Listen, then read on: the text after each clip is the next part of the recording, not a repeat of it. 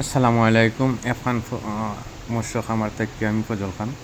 মূল বিষয়টা হইল গিয়ে আমি আজকে এই যে ভিডিও করার অর্থ হইল গিয়ে আমি আমার ফিশারির কিছু মাছ টুকটাক মারা যার বলতে একটা রূপ দেখা দিছে, নাবির তলা লাল হয়ে গেছে, লাল হইয়া মাছ মারা যায়।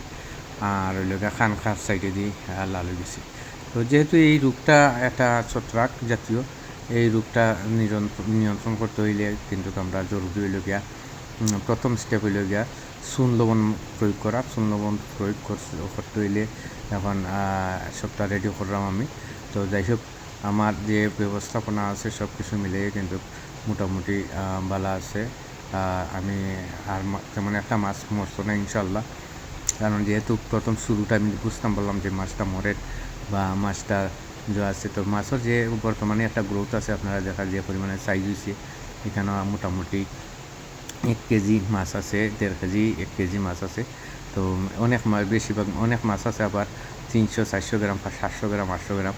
তো গড় ওজন যদি মনে করো 1 কেজি প্লাস হয়ে যায়, তখন মাছ বেচার উপযুক্ত হয়ে যাব আমার।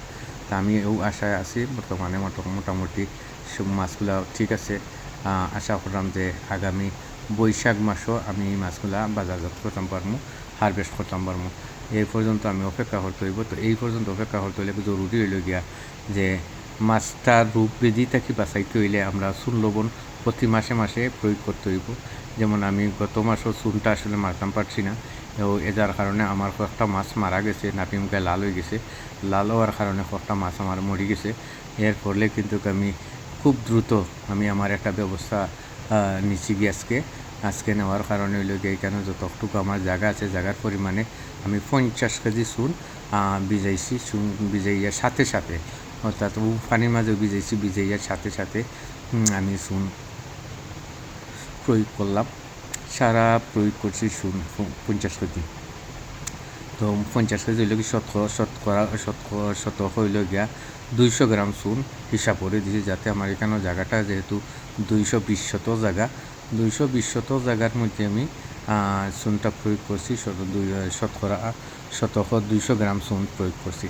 তো আপনারা এই মাছগুলো আসলে গ্রোথ দেখলাম, মাছগুলো অনেক হয়েছে মাশাআল্লাহ, দেখা যার। এই হইল গিয়ে চুন প্রয়োগ করার পরে হইল গিয়া লবণ দেওয়াইতাম। এখন লবণ হইল গিয়ে আমরা দিলাম 25 কেজি, অর্থাৎ শতকে 100 গ্রাম করে, শতকে 100 গ্রাম করে লবণ ছিটাইয়া দিতাম। যেগুলা সার বাইন করেন, গরম সার বাইন করিয়া ছিটিয়ে নিলে তো আশা করাম এই যে রোগ জীবাণু যেগুলো আছে এগুলো ধ্বংস হয়ে যাব। আর পানির যে গ্যাস আছে, গ্যাস এমোনিয়া যেগুলো আছে এগুলোরে দূর করে দিব। দূর করার পরে মাছও সুস্থ আল্লাহর মতো হয়ে যাব, আর মাছের আর কোনো সমস্যা হইতো না।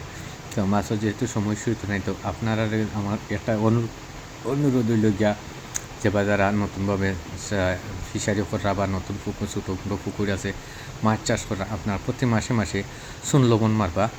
শতক হইল গিয়ে 200 গ্রাম চুন, আর শতক হইল গিয়ে 100 গ্রাম লবণ।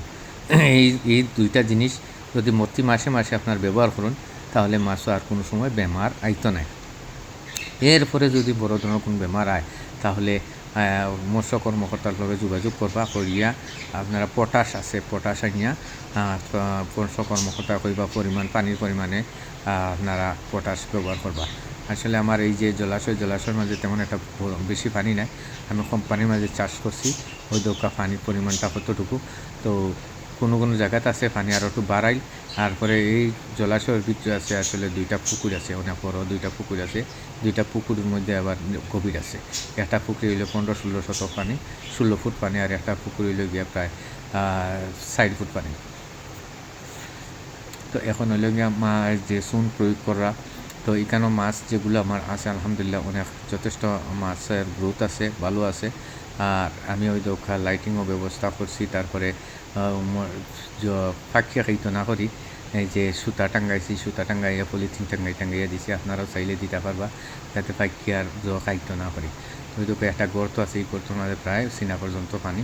তো এই পর্যন্ত আপনারা ভালো থাকবা, সাবধানে থাকবা। আল্লাহ হাফিজ, আসসালামু আলাইকুম।